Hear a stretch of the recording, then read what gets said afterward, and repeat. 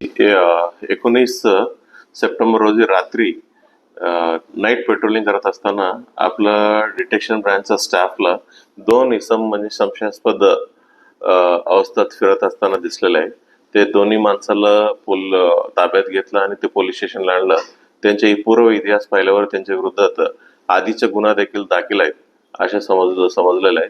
म्हणून आपलं जे डाऊट आहे अजून जास्त झालं आणि त्यांना विचारपूस केल्यावर म्हणजे या भागात रामानंद पोलीस स्टेशन हद्दीमधलं 2 घरफोडी आणि 1 चोरी केलेलं अशा त्यांनी कबुली दिलेलं आहे. आणखीन 2 साथीदार आहे म्हणून ते असेही त्यांनी कबुली दिले होते.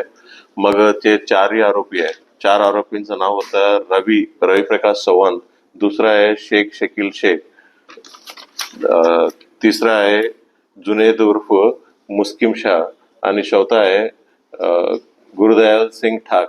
असा 4 आरोपी सर्व राहणारे जळगाव ह्या लोकांना ताब्यात घेतलं.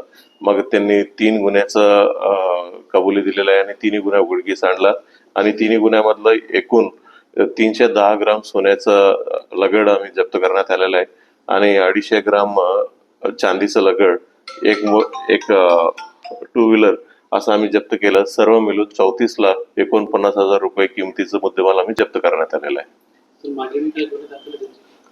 ही सर्व आरोपींविरोधात आधीचेही म्हणजे प्रॉपर्टी ऑफेन्सेस दाखल आहे, चोरी घरफोडी सारखे गुन्हे दाखल आहेत. आधी त्यांना अटक झाल्या होत्या. ते जेलमधून रिसेंटली तर बाहेर पडलेले आहे.